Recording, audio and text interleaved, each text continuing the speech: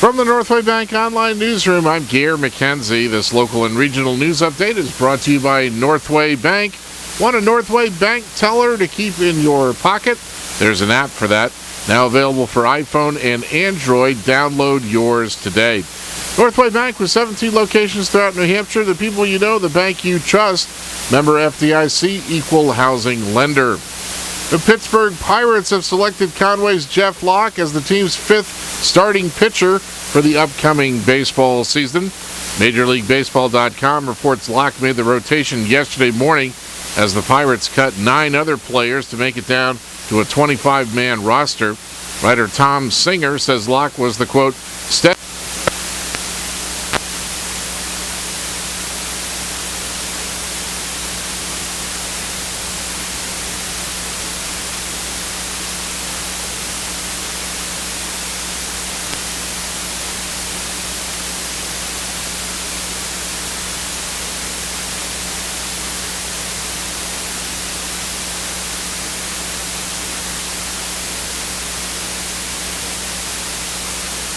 Conway police are investigating the theft of copper piping last week from a print shop in Redstone.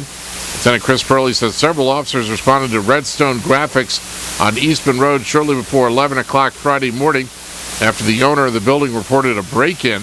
Officers weren't sure if someone was still inside the building and searched it. Purley says no one was inside, but they did find evidence of forced entry and someone had cut out copper piping, presumably for scrap. Here's Purley. In addition to the copper piping for the water service that was removed, some copper piping was cut away from the oil tank and resulted in a slow leak of fuel oil into the basement. This can cause not only hazardous material spills, but also fire hazards to the building. Redstone firefighters were called to contain the fuel spill, reported to be less than 5 gallons. We caution all building and homeowners, particularly homes that are unoccupied for periods of time, make sure you or someone you trust checks the building. Copper theft is a common crime in the North Country to vacation homes and commercial property as well, and can be devastating financially. In Maine news, the Maine House has given preliminary approval to a bill to increase the state's minimum wage to $9 by 2016, with further increases linked to inflation, but further votes will be necessary. The House voted 86 to 58 yesterday along party lines.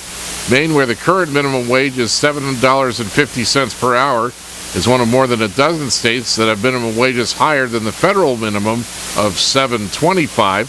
The minimum wage bill faces additional votes in the House and Senate. Republican Governor Paul LePage, who is on vacation, has not announced a position yet on the bill. In sports, Baylor beat Providence 79-68 in an NIT quarterfinal game last night. The Miami Marlins beat the Boston Red Sox 4-1 yesterday. The Celtics snapped a 5-game losing streak with a 93-92 win over the Cleveland Cavs last night. And the Montreal Canadiens topped the Boston Bruins 6-5 last night in a shootout. In the weather today, a slight chance of snow showers this morning. Mostly cloudy today with a slight chance of rain showers. Highs in the mid-40s, light winds. Partly cloudy tonight, patchy fog, lows in the upper 20s with light winds. And patchy fog in the morning Friday, then partly sunny, then becoming mostly cloudy, highs in the mid-40s. From the Northway Bank Online Newsroom, I'm Gare McKenzie.